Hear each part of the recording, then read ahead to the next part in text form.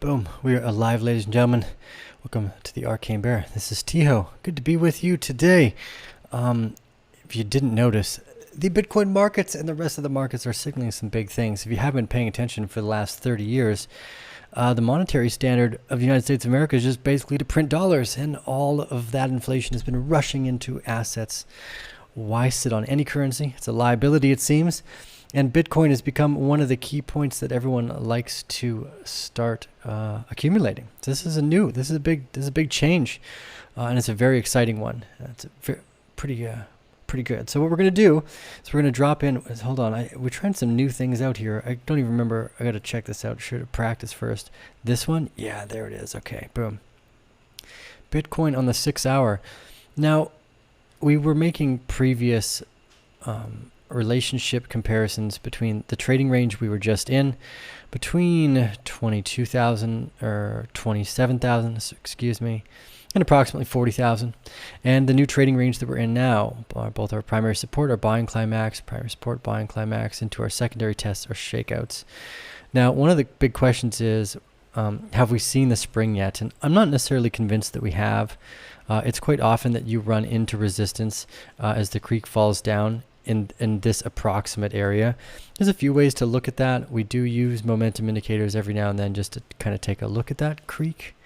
Boom, and there we go. You can see we are just starting to breach outside of it, but likely not closing above it yet. But close, but pretty close. So it'll be a time thing. As you can see right now, the body is actually decreasing on the 6 hour chart here. So, and the wick is also decreasing here. So it's likely that we actually come back down and test the POC, but maybe not. If you take a look at the previous trading range, as soon as we broke out and basically into and against the top part of the creek here, we continued outwards. There's all the reason for a bullish case for Bitcoin right now. I think it's very clear to a lot of people. This is an asset, and the United States dollar is becoming clearly a liability. So why not jump ship and hold something that actually holds value and goes up in value based off how many more people find it valuable? Sounds like a great plan. So I think right now it's always important to take perspective. Remember, we are like 11/16 the way through the bull market, so we're into the middle. All the big players have advertised Bitcoin's price to show everyone how interested they are in it, and we're excited to be a part of that ride. Yay, bull markets! But this next little kind of pivot point here, whether we get a spring or not, is really only going to be temporary. We are not going below that in my mind. So even if we got a deep spring, let's say it went to like 38,000, it would jump right back into the box so fast, in my opinion. This was just one more accumulation range before we get to the end of this bull market. So these are two really big stepping stone patterns as well inside of this trading range, and we've kind of gone over that before, where you could be looking at an A, a B, and then this was actually C, and this was D in terms of like this. And again, what's important here is when we make conjecture is to go over the fact that these are fractal in nature, these types of patterns. So this could have a high potential of being one big trading range, not too dissimilar to how we were viewing a multi-year trading range just before, but in the reaccumulation ranges itself before the bull market kind of finalizes, because the next cycles are just going to go so straight up so quickly. There's going to be barely any Bitcoin left for sale, and the prices are just going to go astronomical. Things start to get very euphoric. People start to go a little crazy, and the price curvature basically is just day over day over day over day green until everybody kind of jumps in. And then Bitcoin hits a peak, and then it gets sold off. And then we go, and it's usually some type of bear market for a few years, but that might not be the case. So we're going to want to stay tuned every day. So we've been doing these pretty much daily video updates. Also the same interpretation point is here, the ability to learn how much data is going on. So we were just looking at the 6 hour, kind of taking a macro jump back for a second to talk about Bitcoin as a strategy. And then back here, as we get into the smaller time frames, I think let's go to the 15-minute. I don't normally like getting people to look in this closely, but for those of you that are studying and getting better and better at your studies, I won't clean this chart up too much, but you can actually start to see the top of a trading range taking place here. And a big question is going to be, do we close below the TR here and then break down? How low do we go? Or do we break above and start in above the actual, because again, these green lines here, these are the top of the trading range. So we're pretty much right at the top of resistance, right at the top of the trading range. And on the 6 hour, what we called is the jump, or the potential jump across the creek, which is what we had seen in the previous trading range here for Bitcoin. So ultimately, every case for bullishness still, just whether we get that spring down is a big question. And the spring is always a moment of like, well, what's going to happen? Or if nothing happens, good, we just move on without a spring. I'm quite happy to see that as well. We did see that somewhat in the previous trading range, but I don't think fundamentally, well, at least this moment here back right before Musk tweeted about Bitcoin, there was the supposed double spend issue, and F2 Pool was also supposedly dumping Bitcoin here. And that was the bad news that day, that everyone kind of blamed the price dip on both of these. And these are the kind of springs and shakeouts that we look for. And we were getting this kind of really minutia view, and we saw the multiple shakeout, secondary test. The big question is, okay, well, dang, was this the spring? Really? It doesn't see the increased volume or supply I would like to see. I would like to see an equal to supply from the shakeout. That's usually a nice feature. We did see that with the spring back here. We saw the shakeout and each secondary test have equal sale volume come in. But at this point, again, 11/16 the way through the bull market, we are on a pace to more volatility, not less, and usually to the upside, and then for a very very short period of time.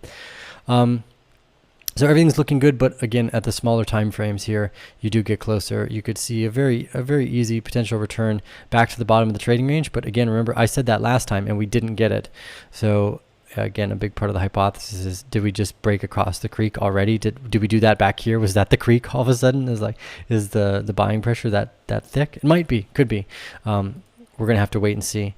But again, it just depends on what type of trade or what type of investment thesis you're following and creating for yourself. In terms of short-term trades, I don't really like to play this stuff unless I'm adding more leverage. I added some more Bitcoin positions here. And shout out to FTX being so awesome. If you're not a US resident and you want the best place to trade and manage wealth, freaking arcanebear.com/FTX, ladies and gentlemen. Really happy with their platform the last little while. So hats off to them for making such a great place to manage ones and zeros. Okay, next thoughts. Ethereum. Again, this really strong bounce right off this previous resistance line. It's nice to see. It's good. Again, a big part of the question is this the run into the resistance, and have we not gone across the creek, and are we going to see a further secondary test and maybe even a spring inside of this range? And that's really the kind of question I'm looking for next. Are we going to see a bigger fulfillment of a pattern here, or do we break across the creek outside of the trading range right now? I don't think that's the case. It's probably the latter in my mind, but it seems maybe like I'm too patient. Like I'm like, yeah, it's okay, we'll give it more time, and then it happens in a year anyways. Like a year in my mind is very fast, by the way, apparently. Tortoise slow, but TO fast.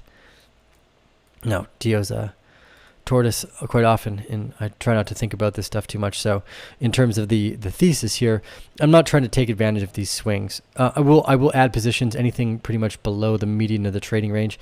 Heck, if I really like it, I'll start even here just in small bites and then increase the bucket size in the lower portions of the trading range if I'm extremely confident about my position. But that's really my own thoughts. Again, Ethereum has been performing really well. I think DeFi is finally starting to make waves in people's minds, and we're going to see a huge move for that. Things like Link looking really strong right in the center of its trading range as well.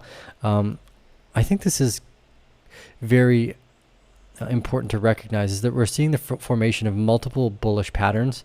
Avalanche also just stepped outside of its falling wedge. Again, we don't normally use pattern trading, but here you can see clearly we bought a falling wedge out, which was great. I was a little early to enter that one, but I thought we were going to see a bigger trading range here just because of the volatility in Bitcoin. But we did see this. You could, again, we were thinking a potential reaccumulation after decline, which would have done something and gone up here. Obviously got that wrong. It was decline, and then here's a reaccumulation. So this is a new chart we've never seen before. This is a reaccumulation after decline. But important to recognize. Avalanche, not Avalanche, but Pangolin, I guess, because it wasn't Avalanche's fault. It kind of fumbled on the way that they were communicating data between the Pangolin exchange. And that caused a lot of fear, uncertainty, and doubt, but it also allowed us to buy more. And I had been buying a bit more Avalanche over the way. I've averaged my price back down from that secondary one, and for the rest are totally green still. So it's just that secondary position I was a little bit hasty on, but that's okay. I feel that confidence and my exuberance there, my emotionality, maybe that's something to pay attention to. It's boded me well before, so maybe I shouldn't totally ignore it. Just be more patient with it. Again, I did make a few more entries, and I averaged that secondary price out, but it's a different story. Here, it would be nice to see a retest, and I think we're going to get a much bigger reaccumulation pattern. Avalanche is a serious player. It is highly underrated still. I think every day we move forward and people start to play with it more and more people start to learn about it, the more power that's going to have. So really, time thing, again, this is all venture capital for me. This is a motion of asymmetry, so it could go up 1000x or it could go down to 0. So I make my investment size based off the secondary aspect, which what happens, how do I feel if it goes to 0? Great, I don't really care. So next, Band. Again, kind of a reaccumulation after decline. This is, we are seeing this in a few. KNC, a very similar, here's a reaccumulation after decline, has moved back into the box now already. Kava, we started to do, now Kava was really interesting. We've gone over this in the private group, and I really like big time frame moves, and there's a real argument to take a look at here with what we saw with Avalanche as well, which is the start of these larger reaccumulation ranges, GRT and Cardano, which maybe we'll go over as well, but Kava specifically. I like this potential of a cup and handle. Now, again, not pattern trading. This is a nice way to look at a Wyckoff accumulation schematic, which is your primary support, your buying climax, boom, your secondary test, boom, boom, boom, spring. Look at the amount of supply that came in here on the spring. We had kind of a notional test, which basically retested the depth of the spring in January. And then Kava shot back out. It looks like it may be moving even further into a handle on a bigger cup and handle. So I'm keeping a close eye on Kava, because usually you get like a pretty easy 100 to 200% out of something like this. And there's a nominal reason to want to be in that position, even if it's already up from the bottom around 180%. So keeping an eye on that one. Cardano was the one you guys wanted me to go over. Look, I've always been a fan of trying to find these abstract signals, and you kind of got to push it, right? So I'm a big fan of the Livermore chart, so I usually try to fit it in there just to see, and it doesn't look like it will clearly fit, but I could make some conjecture. We could do something like this, and you could maybe think that we're seeing a type of widening wedge out of the previous part of an accumulation phase. So there are a few that we started to go over that look like this in the private bear group as well. I want to bring that up right now. So this is a nice Cardano, which was the other one? Wi-Fi. Wi-Fi had a very similar kind of widening megaphone structure. We've gone over these before. Let's take a look at what one looks like when they're super fucking powerful.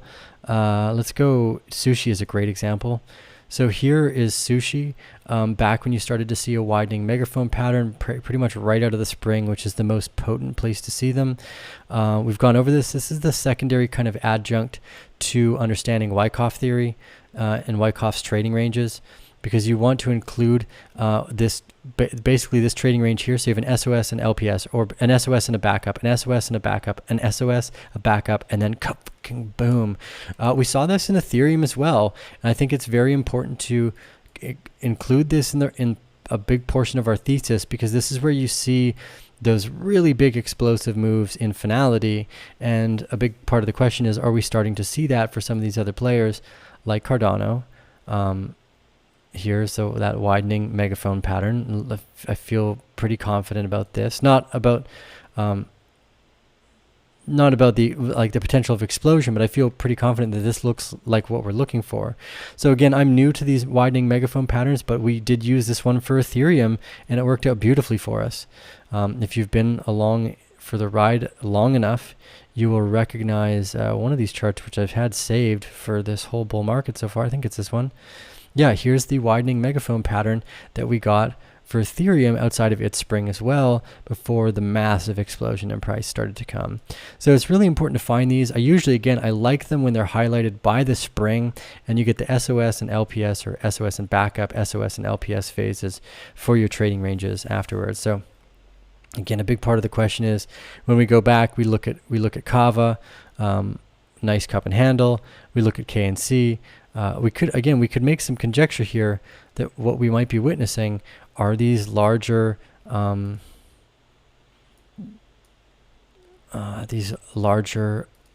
Livermore breakout patterns that we like so much. And again, I've cut off some of the volatility here. The trading ranges have done that.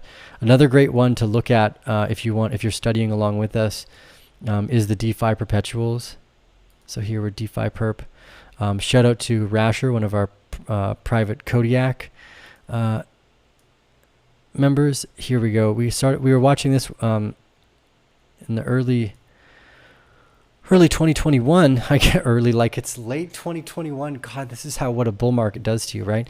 It feels like forever ago. January feels like forever ago. So this nice 1, 2, 3, 4, 5, 6, 7 breakout pattern, although we haven't seen a big explosive nature for the DeFi perpetuals as a whole. I actually am, and you guys will recognize this. I think we're in just a final reaccumulation range for the DeFi sector before it just goes ape shit bananas. It is highly undervalued still. Any Bitcoin maximalist that doesn't understand like what all these new features can do for Bitcoin are missing the point of the whole ecosystem, I think. Anyways, these nice kind of bullish widening megaphone patterns I like keeping an eye on, and it looks like if you were to finalize this too, we're kind of right up under the resistance area of the DeFi, potentially going outside again of this the resistance that it's hitting here, or hit here twice now, here and here on the way back up outside of this megaphone. But yeah, very strong positions we've seen come out of plays like this.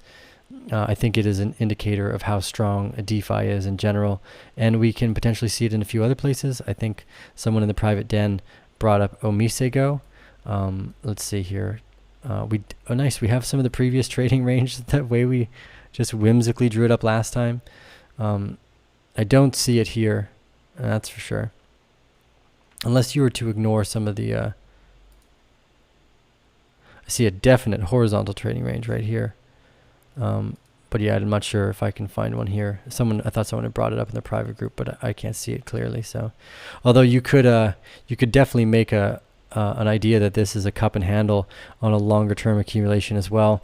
Yeah, this actually, Omisego looks like it's making a nice cup and handle for part of a finality of a trading range here, a very abstract one. Which I guess might make sense because it is, I believe it's a sharding or layer for Ethereum. Is that correct? Someone double check on that one for me. I know Matic has done really well recently, but I think these are layer 2 solutions for Ethereum as well, which people are obviously making bets on. Ethereum should be way cheaper. It's way too expensive to run certain contracts. It needs a way to subjugate different contract costs and gas fee reasons and stuff like this. Just makes sense. But also, that's why I just own a bunch of Avalanche. That's a personal thought of mine. Anyways, I hope you guys enjoyed today's show. That's kind of my thoughts. Keep doing your homework. Keep doing your study. It pays off massively. Yeah, again, Bitcoin looks like we're seeing a little bit of weakness at the top of this range on the 15-minute. We could see a quick turnaround, but ultimately this looks like a very bullish trading range to me. Again, we haven't seen the real supply I'd like to see come in from a spring. But it doesn't mean that it's just not going to happen. When we're 11/16 the way through the bull market, we're not looking for bearish signals. We're looking for the bullish signals, right? Okay, so we may not see this deep spring. It usually shows up with like a cataclysmic moment that everyone's like, oh my God, we could not have predicted it. Yeah, well, we can predict when it may or may not happen. It might not happen at this time, but this is going to be an interesting area. I've said that for almost a year. And if we don't get that little bit of volatility here in the next 2 weeks, kaboom, we're going for a run, ladies and gentlemen. Thank you all for joining us. Oh yeah, look at this. There's some things I can do here now. So there's this one. Oh yeah, there we go. So here is a place apparently where there's like a chat bot. Does that work? Does the chat show up?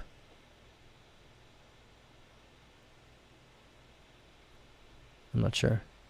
Okay, so the next little half here will be community conversation.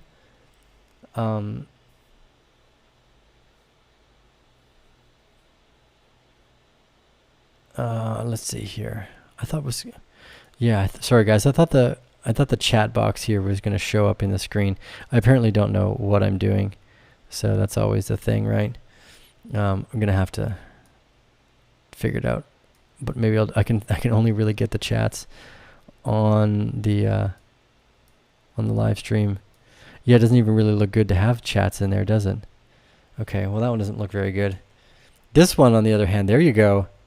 Oh, cool, and I can see the questions on the screen too. What do you think about EOS? Says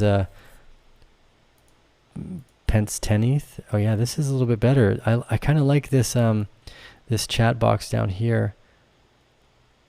We can see the box. Nice. Okay, cool. There's we got the questions on the side of on the chat now. It'd be great to thin that out. Maybe in the center. Okay, cool. There we go. Trying some new things out. Shout out to Baloo for helping trying to build some of this fun stuff. Okay.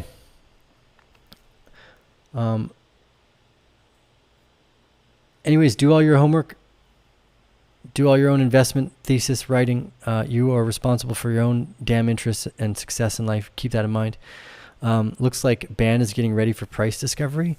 Yeah, look, it's, we very quickly went over Band, Kava, KNC. There's a lot of really interesting perspectives for where we are in the market right now. Almost all signs look very bullish. So keep that in mind. I think it's a really powerful sentiment. Danny Neal says, I love the group. Thanks for everything. Awesome, Danny. Glad to have you here. JMMA says, love you, UK bro. Thoughts on Algorand?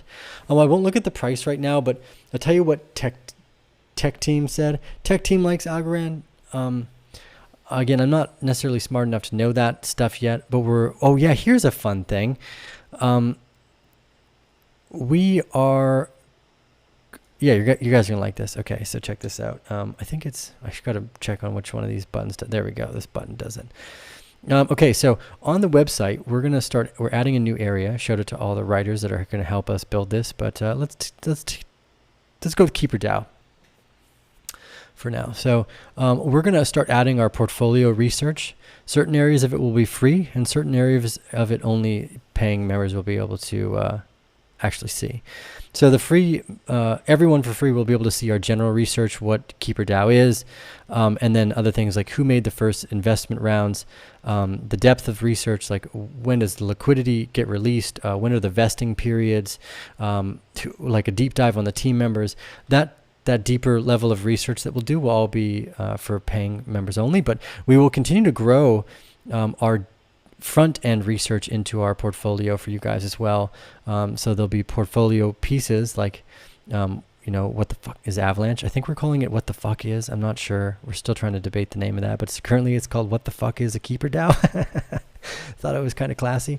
So if you guys want, you can start to see the new aspects of this part being built out. We've got a Woo trade on there, MStable, Ren. So we're just going to be building out and finalizing some of our deeper level VC research.